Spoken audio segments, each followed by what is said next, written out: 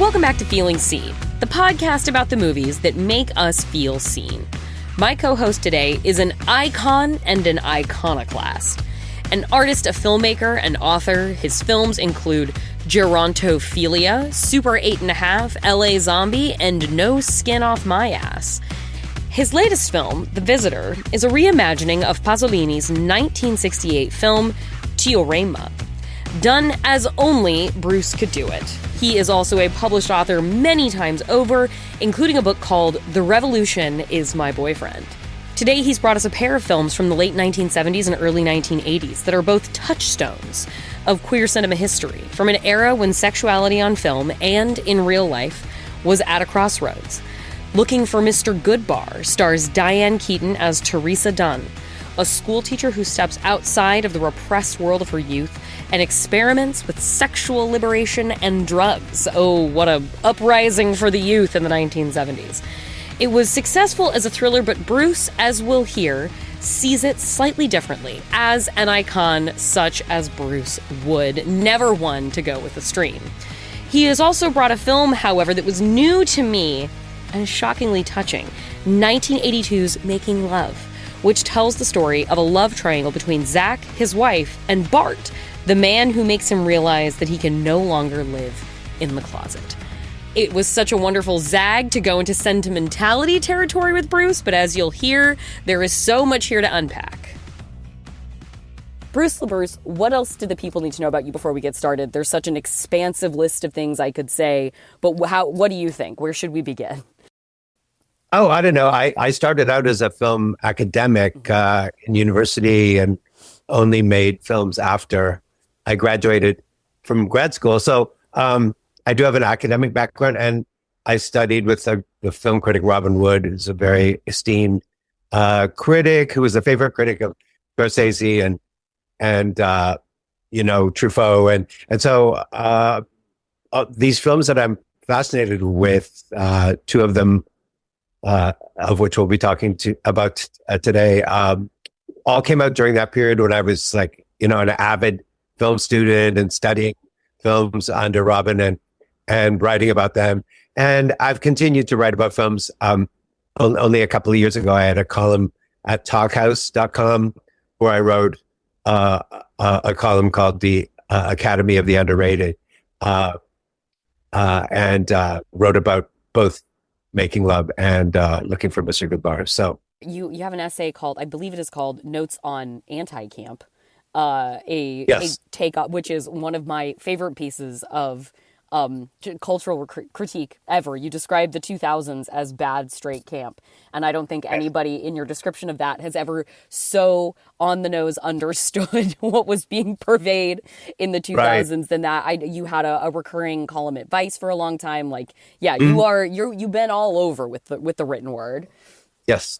Okay, with that as our foundation, and you talking about how the movies that you brought to discuss today being kind of central to you, and talking about your study under Robin Wood and just being that devout student of cinema. Making Love, what a wonderful movie. First of all, never seen it, hadn't heard of it. It is a delightful and tender drama, and where with Mr. Goodbar, I felt like I could see the apparent DNA within that film of what has worked over into your film, and issues of shame and sex intermingling with violence and repressive states of religious imposition and so much more. Yes. Making Love was a lovely movie about people doing their best. And I wanted to hear about how this movie became so essential to you.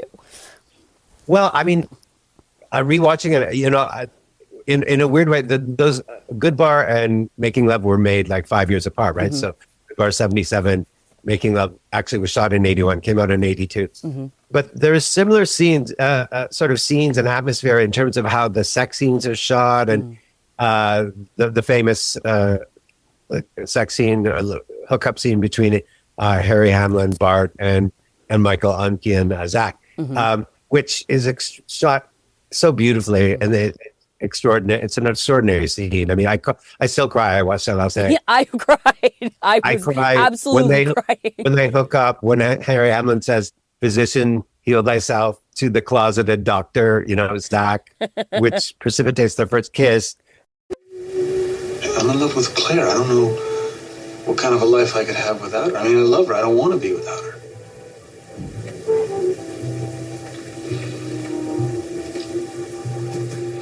I'll get some more scotch.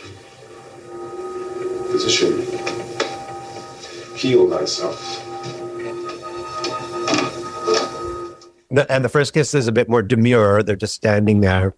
And then they go to the bedroom, and there's this incredibly erotic, beautiful, tender scene where they kiss and they take off each other's shirts. I noticed that I kind of copied it in one of my movies, and this happens to me all the time.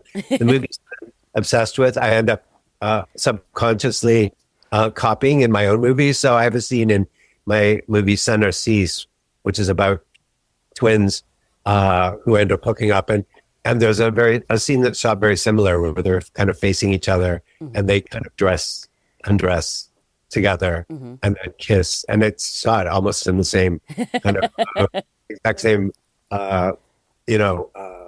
aspect ratio and everything. So anyway, that scene it's a watermark. It's kind of a landmark scene.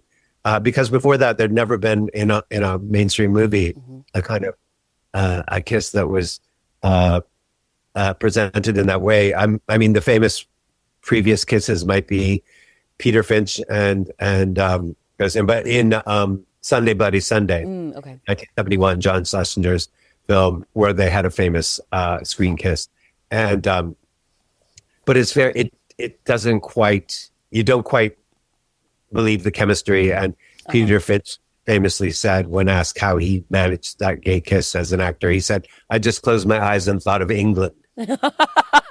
Okay. All right. Yeah. Not necessarily an erotic charge. No.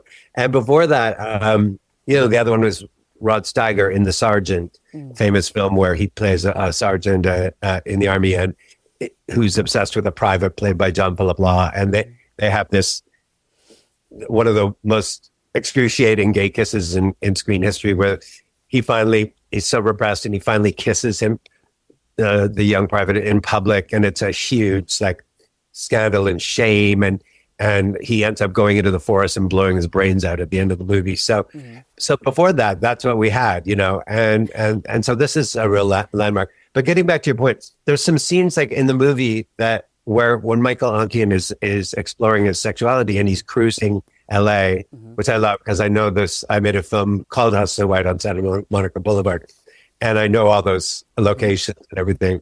And he goes. There's a scene where he's driving his little sports car down an alley, and guys are just cruising. And there's another scene where he goes up to Griffith Park in the middle of the afternoon.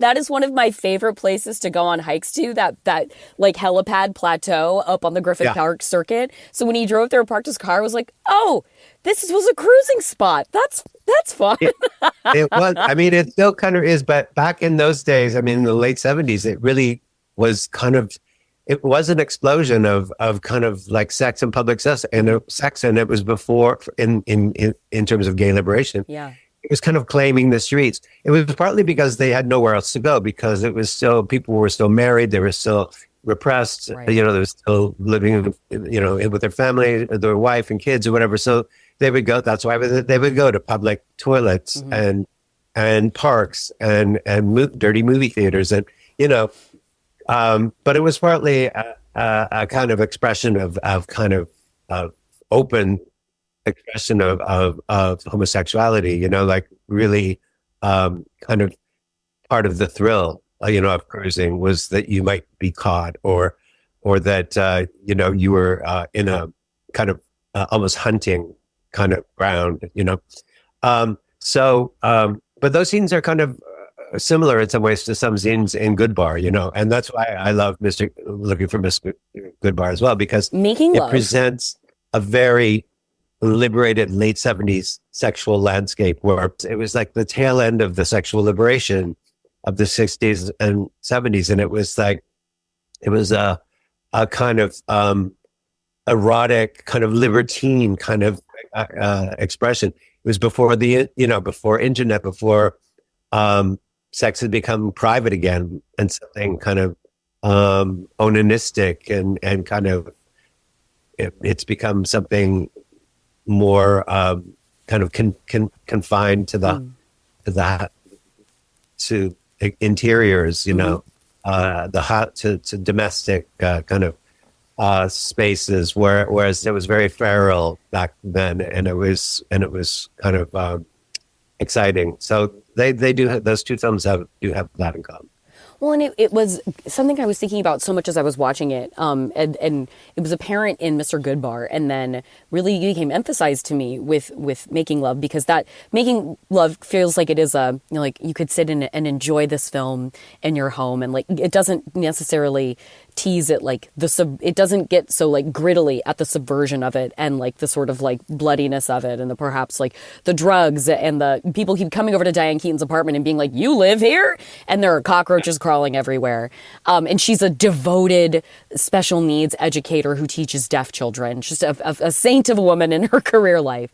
But watching both of them and knowing at the time that they came out, I kept thinking of other movies from around that time, like the Butcher Baker Nightmare Maker and Siege, and this era of like, we've come out of the production code. It's the era of sexual liberation. We have lesbian vampire films. We have Rocky Horror Picture Show, and we have John Waters, and we have this like almost like glimmer of a path that we're on, unaware that we're headed for this fork in the road where we will end up on the wrong side of the split with it feels like the arrival of the AIDS crisis.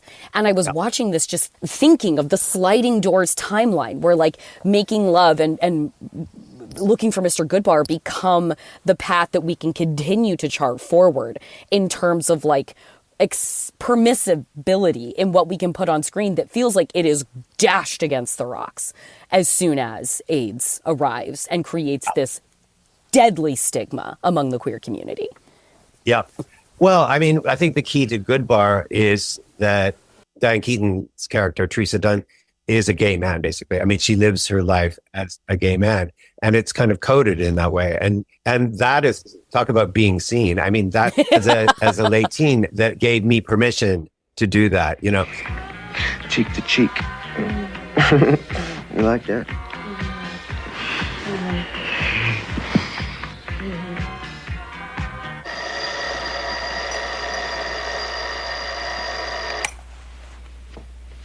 In case we fell asleep. So? So you'd leave before morning? Oh, what's that? House rule? The only one.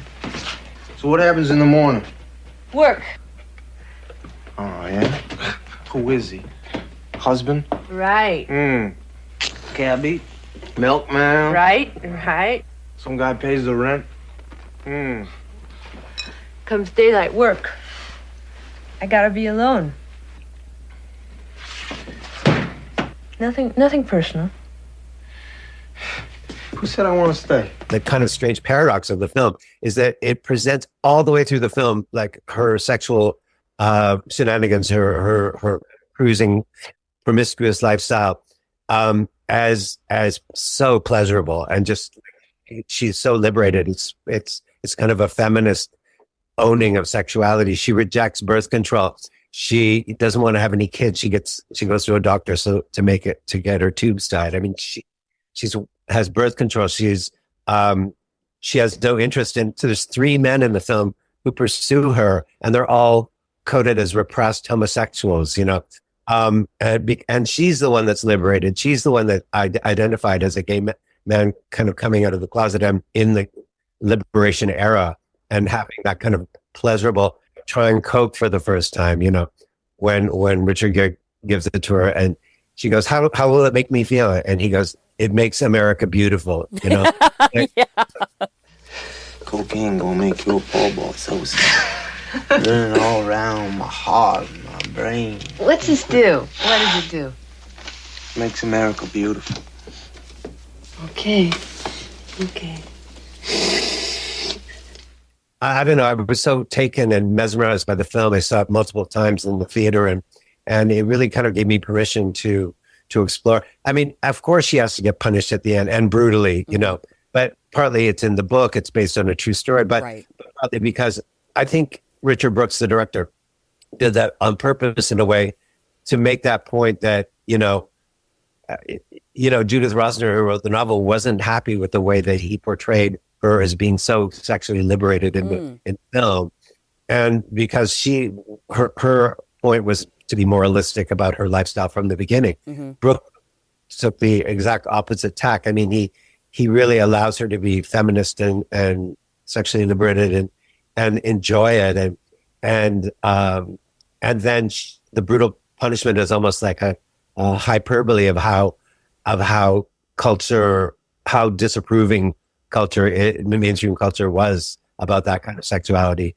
And so for me, it's less punishment and more about being realistic about how society treats that kind of behavior, and so but you're right. I mean, in Making Love as well, it's like I love the kind of brutal shorthand of Making Love, where whenever, which I totally forgive the screenwriter who's gay, and like Zach will, he has an experience like he sees two guys riding a motorcycle pull up beside him, and they're obviously gay and they're like kissing each other or whatever, and then cut to him saying to his wife, let's buy that house. Yeah.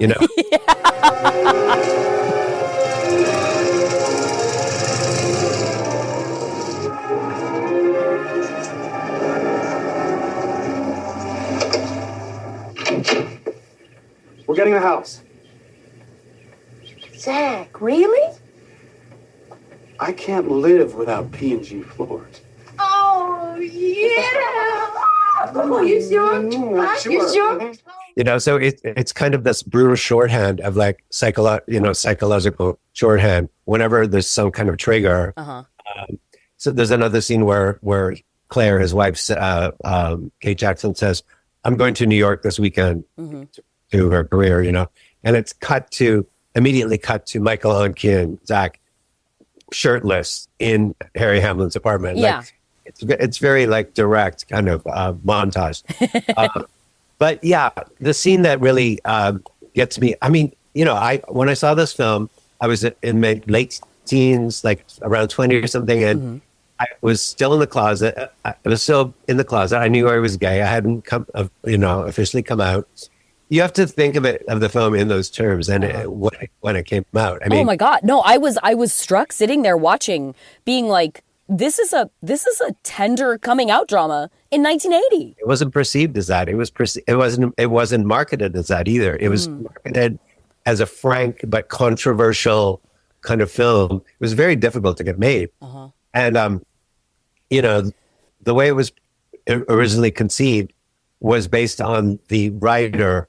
A. Scott Baird wrote the original story, and he wrote it based on his experiences of all these men that he met. He was gay, working as a writer, and he met all these men at that time in the gay liberation movement who were in the process of leaving their families, their wife and children, because they finally were given enough permission and agency and kind of courage by the gay liberation movement to acknowledge their homosexuality and leave their families. That's what Robin Wood did. He was married with 3 kids when he came out and wrote his famous article, The Responsibility of the Gay Film Critic, where, he wrote about the necessity of really being honest with yourself. You're going to be a critic and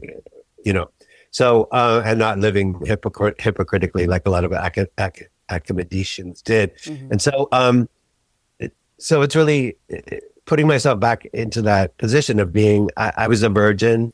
I had come out, didn't lose my virginity till I was 22. So when I saw this movie, you can't imagine how much impact that scene had with that beautifully rendered, seduction scene, which is so honest and adult, and it had a profound effect on me.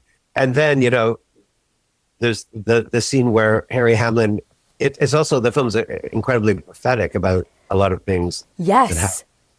Like Harry Hamlin's like obsessed with his body. He's in front of the mirror, triple mirror, working out weights and everything. He's so narcissistic. Yeah, neurotic about his body. Yeah, it was totally prefigures kind of, gay Instagram kind of narcissism, you know. And then he goes to the doctor, who happens to be the substitute doctor, Zach Michael Unkin, who was already like a sex symbol from Slapshot. Yeah. It's gorgeous. And they're both gorgeous. I mean, they're so beautiful. And I love Kate Jackson too, but she was always my favorite angel. She was tremendous in this. I was like, God, is this one of my favorite performances I've ever seen? I was just so taken by whatever, and like with the sort of like when Harry met Sally cutaways to like the confessionals of Kate Jackson and Harry Hamlin, that you realize what I can't wait to watch this movie again, knowing how it goes, because having the knowledge that you have at the end of the movie so differently informs these cutaway confessionals that they're doing throughout the movie. That was just beautiful. Yeah. Which are supposed to be apparently as if they're talking to their shrink. Okay. And it was the director, Arthur Hiller, who was behind the camera conducting the interviews. What did he want from me? What did he want me to be? Teacher? Tour guide? Father confessor? Hey, I don't want to be anyone's teacher. I guess I shouldn't have encouraged him. One night, the guy's already to move in. Hey, I mean, who needs it? You know, I can score 5 nights out of the week, no problem. So it's a different person every night, so what? I like diversity. I just don't feel like dealing in anyone else's identity crisis, that's all. And it's clever the way they use the voiceover from those sessions throughout the film. But, I mean, so Hamlin, Bart goes to see the doctor, and because he has a lump on his neck, and he thinks he has cancer, which also proved figures. Any gay man will tell you from the 80s. I mean, we were constantly searching our bodies for. I had to check myself because I was like, wait, this is too early for 8. He can't have a lesion. Like, I was worried that's what he had. Yeah. So that's kind of weirdly prescient in the film, you know, obsession with health, and the fact that it prefigures like chemsex, you know, because he's mixing sex and drugs, and so it does prefigure that. And I mean, Kate Jackson is her character. The only reason they could get the film made was by making it about the couple, the straight couple. I mean,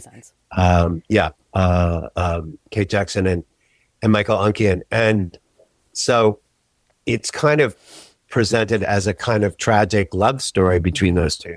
And what's heartbreaking as well is the scene where he confesses to her, you know, that he's finally gay, which is, there's two confessional scenes. The one that I love the most is when Zach forces Bart to admit he's gay. Yeah. And he's dancing around it, and he goes, come on, why don't you just say it? Yeah. And Bart says, I'm gay. And the way he says it is so nails, like, you know, when gay men came out at that time, there's pride, there's shame, there's defiance, there's like, there's ambivalence. I mean, you know, his performance is extraordinary. Bart, Zach, why don't you just say it? I'm gay. Thank you. You're welcome. So, tell me about your mysteries, my friend. How much longer are you going to wait? It's very nuanced, the way he kind of shifts back and forth between butch and femme, you know, with his little shorts and his professorial, you know, glasses, the writer, and but he's kind of bottomy, like he's kind of coded as being the bottom, and but it's the both of them together, they have an incredible chemistry, you know. It's remarkable. But yeah, that's the way the film was marketed, as kind of a tragic romance that couldn't be fixed. And it's because, you know, when Zach confesses to Claire, she's ready for anything. Like, he knows something's wrong, that he's been absent, that their sex life is falling apart. but she's like, I can. Are you? Is it an illness? Is it an infidelity? Like, she could take anything, but the one thing that she can't fight is that he's gay. I mean, because that spells the end of their relationship. I mean, there's no way to fix it, especially in those days when people, had this notion. It was much more kind of binary at the time, and you were either one or the other, Right. and so. But he knew in his heart that he was gay, and that they had to not only split up, but just kind of not have any contact with each other after that. So, the film was marketed. Apparently, I was reading the producer of, I think the studio was 20th Century Fox. When Marvin Davis, the producer, the head of the studio, saw the film, he said, "This is a goddamn faggot movie," and he shelved the picture. For at least 6 months, and didn't want to release it. They ended up, it was completed in the spring, I think, of 81, and they didn't release it till February of 82.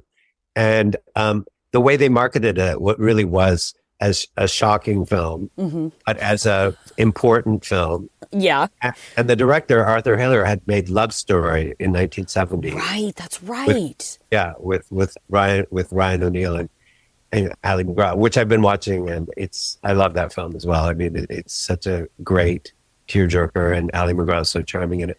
But anyway, they kind of tried to connect it to the Love Story, which was like an epic kind of love story where something horrible happens, that ill star-crossed lovers kind of thing, and but that didn't work either. So.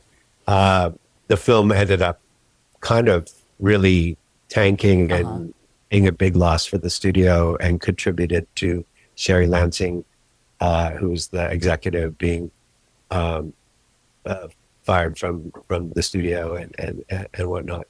And then also the repercussions, like Harry Hamlin contends that the film ruined his chances of going on to be a movie star. And I think he was hoist by his own petard, because he was too convincing in the role. Right. I mean, yeah. Oh yeah. I was watching being like, is there something I didn't know about Harry Hamlin? I think I can't think of any straight actors today who would do the role, that the acting kind of commitment to the role and giving into that sexual chemistry that those two events in this movie. It was incredibly brave and kind of just impressive that they managed to do that. I love the echo that within the movie, Kate Jackson is playing a studio executive who can't get traction with her ideas because she's the only interesting person in the room, and she's just got ideas that are too thoughtful and outside the box by network standards. And then the executive sees this movie, declares it a faggot picture, and decides to put it on the shelf. No, life imitating art for sure. And I mean, that Goodbar and Making Love had that in common too. I mean, Teresa Diane Keaton is a career woman. She has her career as a teacher, and she doesn't want to get married and have kids, and that's one of the things she's punished for as well in the film. In Making Love, I mean, sadly, I mean, at the end of the film, it's kind of left ambiguous whether Kate Jackson is still a career woman at the end. It's kind of coded, because she gets married after they separate. It's kind of coded that she's a housewife. I mean, with the beautiful house and the husband and the kid, and there's no mention of her career anymore. So I think they felt like they had to do that because they'd already made it, a very controversial film. So they needed to like a lot of Hollywood movies, the classical happy ending with the reunited family.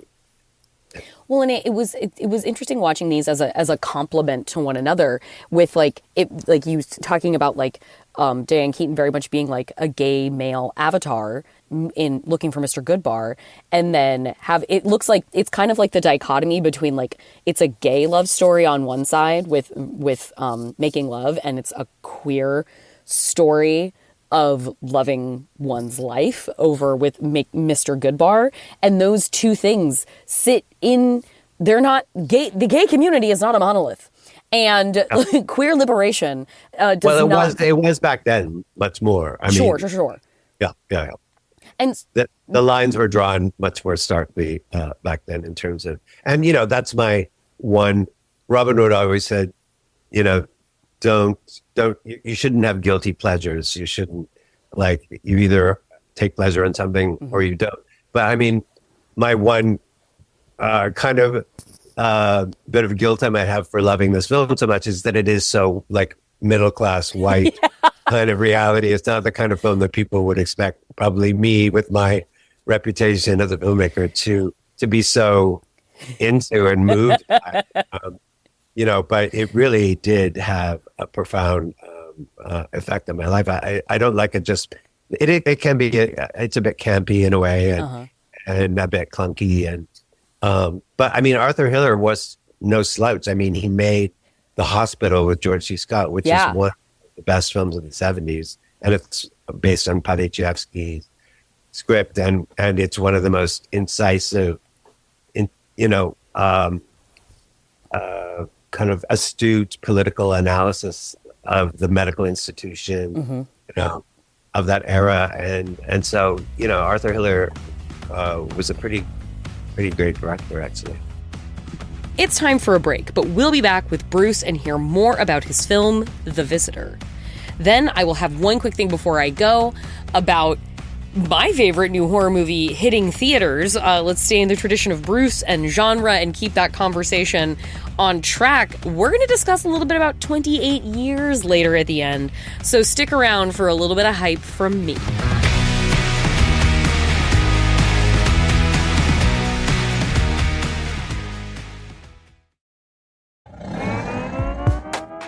Hi everybody, it's Ellen Weatherford. And Christian Weatherford. People say not to judge a fish by its ability to climb a tree. But we can judge a snake by its ability to fly, or a spider by its ability to dive. Or a dung beetle by its ability to navigate with the starlight of the Milky Way galaxy. On Just the Zoo of Us, we rate our favorite animals out of 10 in the categories of physical effectiveness, behavioral ingenuity, and of course, aesthetics. Guest experts like biologists, ecologists, musicians, comedians, and more join us to share their unique insights into the animal kingdom. Listen with the whole family on MaximumFun.org or wherever you get your podcasts. The wizards answer 8 by 8.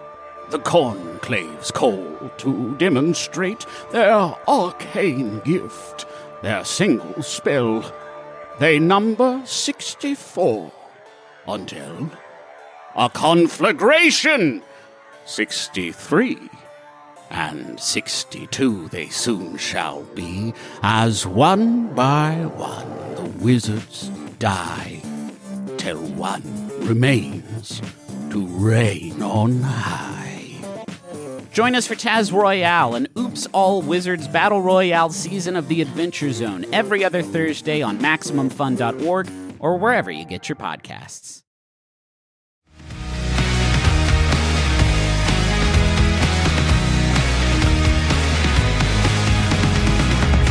In watching, when we got very much back into the beginning of the conversation, mentioning that the DNA of Looking for Mr. Goodbar feels like it's the one that's more easily traceable into the films that you make, and with the blending of drama, horror, sex, violence, pornography, camp, silliness, comedy. It's all kind of there amidst your work. And I wanted to hear you talk a bit, I wanted to hear about your current work about The Visitor. And sort of it began as an art installation and then evolved into a feature film. So its mandate wasn't that it was necessarily going to become a feature from the outset. And I wanted to hear sort of what's turning you on right now to where The Visitor was something that you felt moved to produce. And I want to hear about how because you're a student of film, as we know. And I don't know if everybody would be aware that a lot of your movies are kind of sent off from The Beguiled, I believe, and The Misandrists are companion pieces. And so Yes. you work in a film from the masters within a lot of the stuff that you do.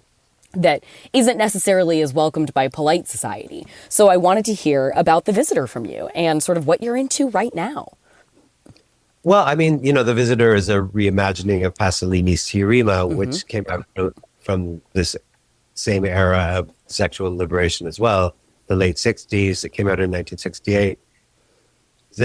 Teorema is probably now the most popular narrative going. I mean, there are so many films out right now that are using that basic narrative, which is that an outsider, some kind of usually kind of hustler, or comes to visit the nuclear family, the bourgeois nuclear family, and ends up fucking every member of the family and enacting some kind of a liberation on them, either a destruction or liberation, kind of radically transforms them and kind of shocks them out of their kind of bourgeois complacency and makes them question their very bourgeois existence. So, I mean, you see it I can't even think of all the films right now. I mean, Saltburn is the most obvious one, but there's at least 5 or 6 films that have come out in the last couple of years.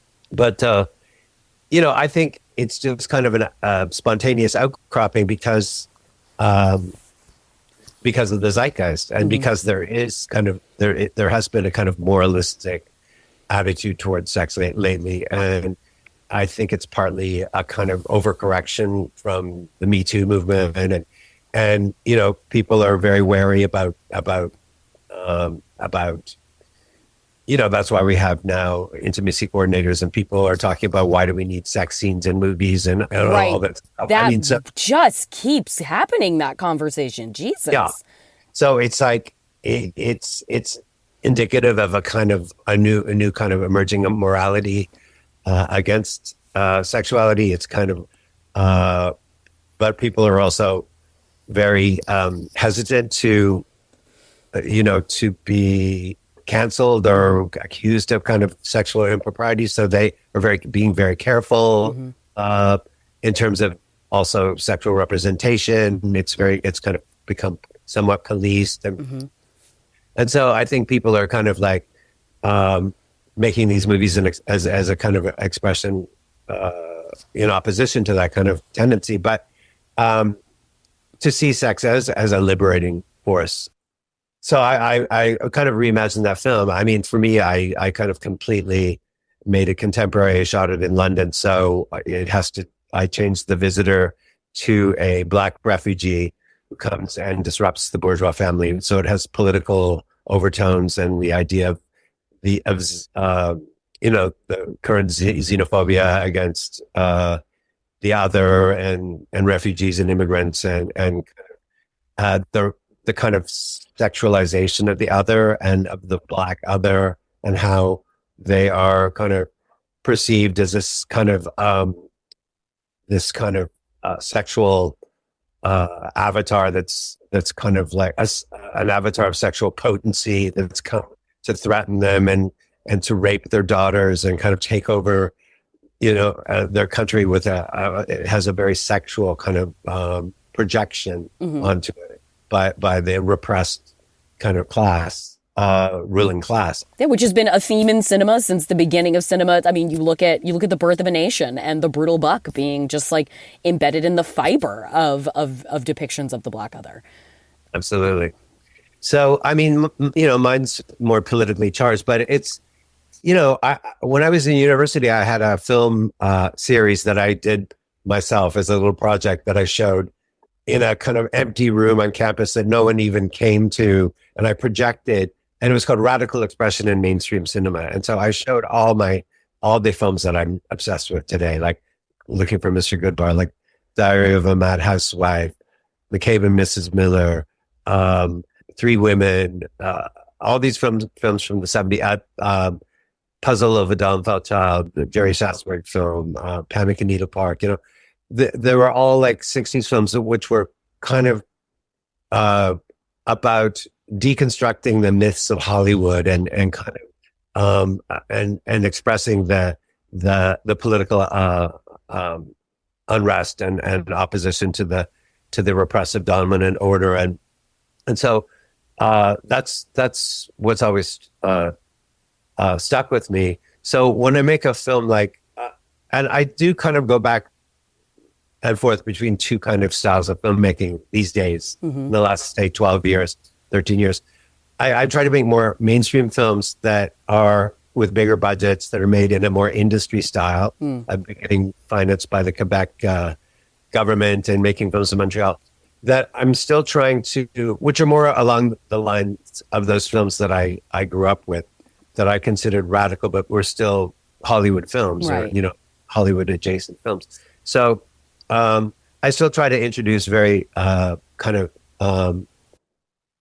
subversive themes in those movies, like Saint Narcisse is about incest and partly and narcissism, and Gerontophilia is about an 18-year-old boy who has a sexual fixation on the elderly and has he has a relationship with an 18-year-old has a relationship with an 80-year-old man, and he fetishizes, like, sagging flesh and, old people. So, but those were made almost as like romantic, had elements of romantic comedies or dramas, that were meant to like have a bigger audience. They were union pictures made in that kind of industry style, but still very good, well shot, I have to say. But trying to appeal to a somewhat broader audience. And then I still make hardcore porn movies for companies like Cocky Boys or Erica Lust, or then with The Visitor, I made it for an arts organization called Apolitical in London, but they encouraged me to make it as pornographic as I wanted. And those films are more kind of underground and made as a kind of provocation in a way that is meant to be shocking and exploitation, and it's really meant to challenge people, like how far you can take sexual representation, and they're very queer, and they represent characters who like the original Tirima, the daughter, is kind of a kind of naive character who ends up after The Visitor has sex with her, she goes into a coma and has to be institutionalized. My daughter is like a trans-masculine, character who gives birth at the end of the movie. So, it's a very queer, politically queer movie as well.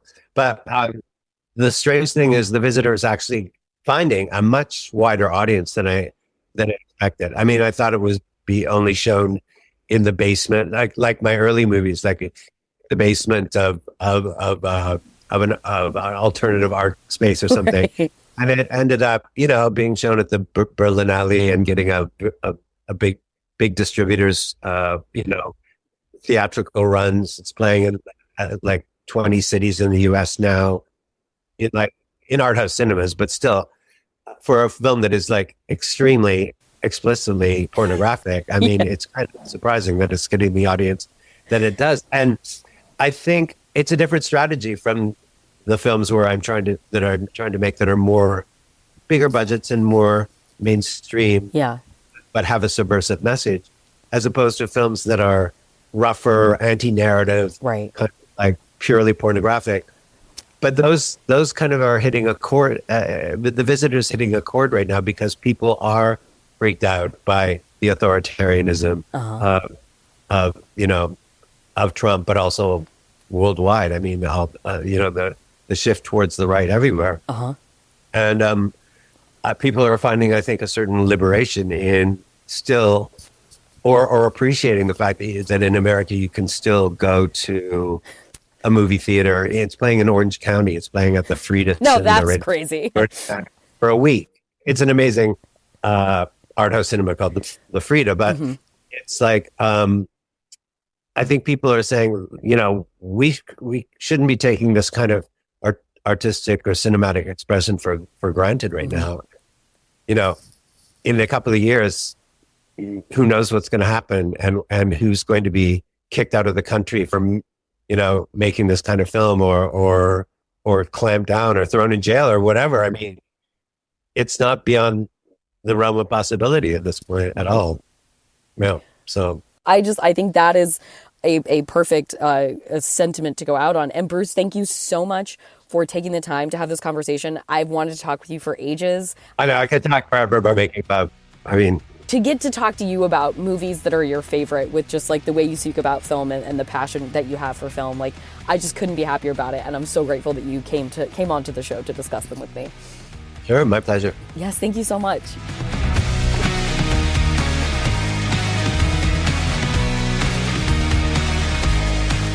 Thank you so much to Bruce LaBruce. This is a conversation I had been hoping I would get to have for such a long time. I've obviously been aware of Bruce for a very long time and never knew like how I would get to speak to him or, you know, what the constraints or the context would be. And honestly, him in the context of feeling seen is a dream of an accomplishment. I mean, what a man who is so, what a creator who is so thoroughly and completely and unfailingly himself.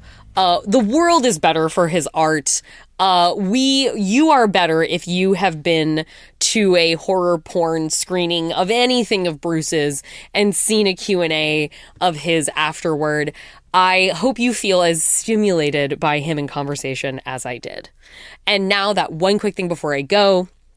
Speaking of creators with formidable works behind them, 28 years later is on the horizon. This movie is so good. It is from Danny Boyle. Danny Boyle, the original director of 28 Days Later, and its original screenwriter, the filmmaker Alex Garland, who has been dipping into the terrain of war and combat and its effects on populations with his last two movies, Warfare and Civil War. And with 28 years later, we have, you know, this franchise, starring Cillian Murphy that really broke him out, I think, for global audiences in the 2000s and introduced us to the fast, sprinting, feral zombies and reinvented the genre and made it a desirable format once more within horror. The movie kind of broke the mold, and you watch it now, it still is harrowing and exhilarating and interesting looking as it was when it came out, you know, being shot on like grainy digital camera. And then 28 months, later was the much more Hollywood follow-up. It felt more like a conventional blockbuster. It was a zombie thriller. I had fun with it, but it didn't push us the way that 28 Days Later had. But 28 years later, Garland and Boyle are back together, and this movie is feeling its way through something different once again. There's technical innovation in this. There are like kind of flourishes within the editing to give it its own unique visual signature in the way that we've kind of gotten away from the novelty of what a small like lo-fi digital camera would have given us back in the 2000s. It's sort of like, well, where do we push further to? Is lo-fi where we go? What is new hi-fi options through, small, very mobile tech? There were rigs, obviously iPhones mounted with as like custom attachments kind of thing. So it turns an iPhone into like a looking red camera, and these like large structural attachments that would be put on people that had an array of what looked like almost dozens of iPhones, filming them to create an almost sort of bullet time capture capacity to rotate around certain subjects in certain moments. The score is jarring and disconcerting. It is as much a story of a family drama as it is just a fast-moving, punishing, violent zombie movie. I really liked this one. The trailer is, I'm pretty sure I talked about it here in a one quick thing. I think it's the best trailer I've ever seen. The first trailer that they put out for this, I've never felt my blood pressure spike with a trailer the way it did when I was watching this one. Just a feat of song placement with subject matter, with editing, fantastic stuff.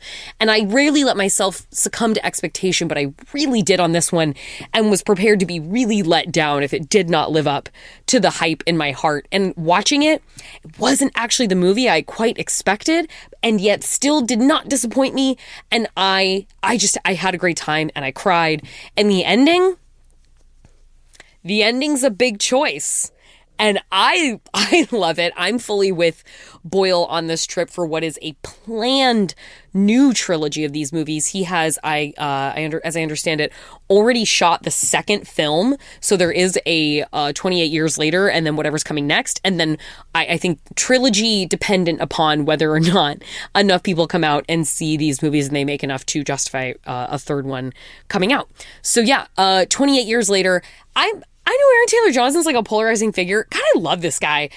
I've always liked him. He has such range, and he just, as he gets older, his sort of intensity and polarity that he can swing back and forth between in his characters is so compelling to me.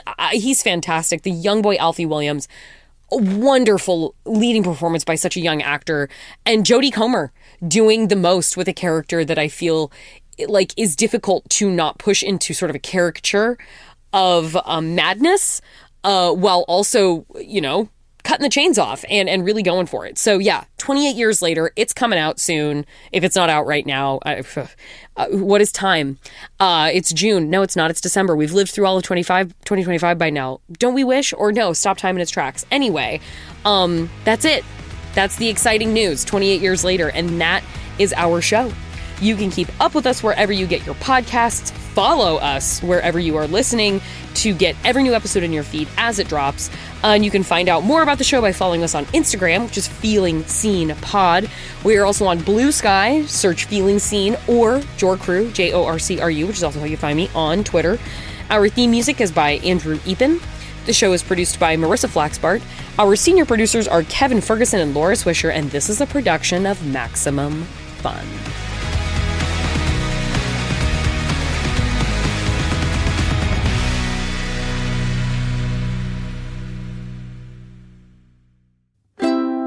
Maximum Fun, a worker-owned network of artist-owned shows, supported directly by you.